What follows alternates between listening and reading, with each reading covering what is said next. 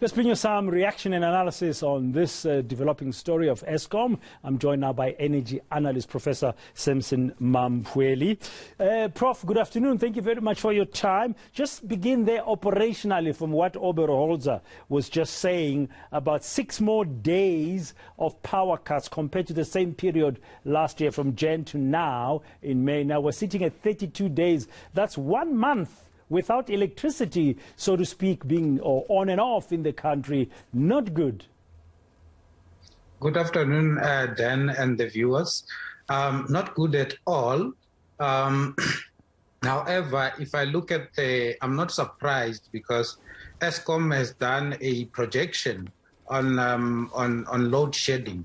And even though we expected that by this time, maybe it could have been about 20-25 days of load shedding. But going into winter, we're seeing the system struggling, mainly because many people are using more electricity during winter, especially at industry level. That is something that was underestimated in their projections. So we are expecting that we will see more than close to 100 days of load shedding this particular year. Most of it is going to be during the winter months when we have most of the big loads, such as your heaters in homes and space heating in industry and things like that coming live. So that is going to have a huge impact on the electricity demand across the country. Yeah, and then from a generation capacity, you've got a couple of units, including Kusile Power Station and the Kubek Nuclear Power Station, that are currently not in service. Yes, so the Kubek Power Station, 1 unit is down for maintenance. They're trying to extend the life of that particular unit. You're talking about you're looking at around 900 megawatts or so. So that's quite massive. And we also, on top of that, have this aging infrastructure, especially on the coal fleet side of things. I must commend Eskom in terms of their maintenance program. They've met almost all their targets in terms of the maintenance program, but they're maintaining a very old fleet that was not properly maintained in the past. It was plagued by a number of issues, including aspects that border on corruption and things like that, that led to the system not being properly maintained. And I heard Jan talking about the fact that the old fleet that they are maintaining is performing quite much better than what they expected, because they are busy with a robust kind of maintenance system. And in under normal circumstances, that particular fleet, even if it's 40 years old or 50 years old fleet, if it was properly maintained in the past, it should still be performing and giving us about 70% energy availability factor. But this is not the case with the Eskom system. We can at any point in time have breakdowns that go up to 16,000 megawatts, which means we need to bring in new generation capacity very quickly, which is why Eskom is doing things such as opening up their old power stations for renewable energy programs. Because then most of these renewable energy projects are sitting in the Eastern Cape and in the Northern Cape, following the resources there in terms of the energy resource. But there's no grid capacity. Eskom needs about 170 to 180 billion rands to strengthen the grid in those particular areas and other areas across the country. So it's very, very important that we get new generation capacity where there is grid capacity as quickly as possible. Now, that land that he says, the director says, Andre, the director they've made available in Mpumalanga should assist. But how quickly can you move from when you've got the land and you then build the project of the renewables? I mean, how long do you think we should expect before we get some supply from those new projects? So utility scale projects take a minimum of 24 months to build.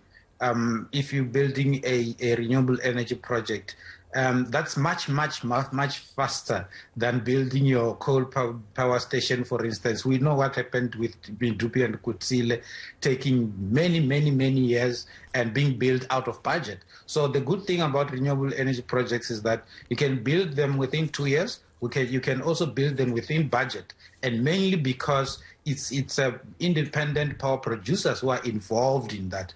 What I'm worried about is the Eskom procurement process, which even under the director at some point talked about, which takes quite a long time, because that land is not going to just be given to particular individuals. Eskom needs to go through their own internal process to ensure that they follow their own internal processes, as well as the PFMA for that matter.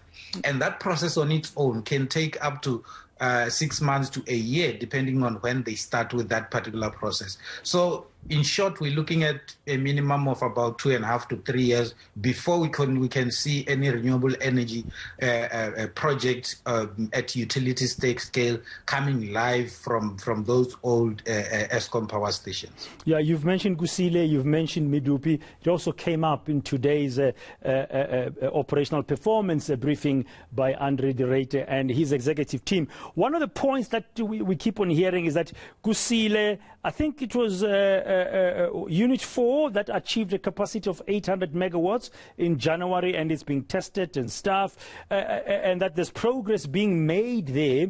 That should help once it's brought on stream full on to contribute to the grid.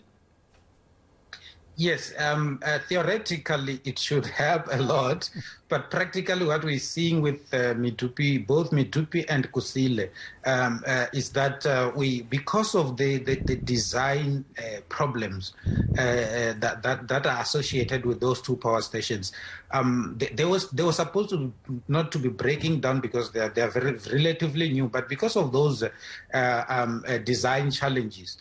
Those two power stations are very much unreliable. I would say they are the most unreliable power stations, new power stations in the whole world. And yet they've cost, yet they've cost billions of rand to build.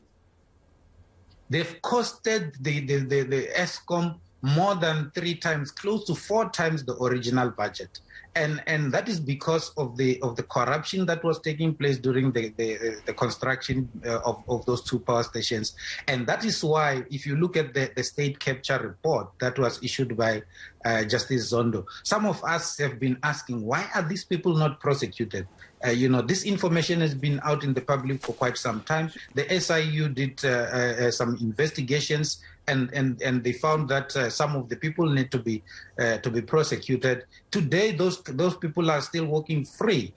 We want to see justice being done as South Africans. We want to see such individuals coming before courts and answering for what is alleged that they have done, so that they are either clean, and when we meet them in the street, we can shake their hands and say, well done, or they are not clean. When we don't have to meet them in the street, they need to be somewhere else. Yes, in orange overalls if they are found guilty of any of those allegations. Finally, and very briefly, it's very clear, like today, like yesterday, like Monday from 5 o'clock tonight, today, this evening until 10 o'clock, we're going to have those blackouts again, power cuts in affecting areas differently. That's going to increase, I guess, from what the Eskom was saying today as we head into winter because of increased demands, these unplanned breakdowns and insufficient capacity. So we should brace ourselves for cold nights. That's correct. So our system is so unreliable at the moment. We could get breakdowns up to 16,000 megawatts at a time, and at any point in time, Eskom always has about 5,000 megawatts for maintenance, for planned maintenance, and that is going to take some time for them doing that. And that is in line with what the National Energy Regulator wants to see. They need to demonstrate that they are doing this regular maintenance so that they can do preventative maintenance so that the system does not totally collapse. If they don't do that, we will have a total collapse of the system. So we are expecting that load shedding will continue throughout the winter months. It may lessen as we go again into the summer months. There's quite a lot of, we're using a lot more electricity at the moment than what Eskom has projected. So that is basically the cause of that, including the fact that we've got these unplanned breakdowns at any point in time. The one thing that is also a contributing factor, which in most cases we ignore, is the aspects around the cable thefts that are happening all over the place. That is also having a massive impact on our electricity supply system, and aspects around the breakdowns, obviously. Okay, thank you very much, Prof. Sampson Mamphweli, for your insights there. He's an energy expert. We're just talking with him on the back of that operational performance briefing that took place a short while ago today.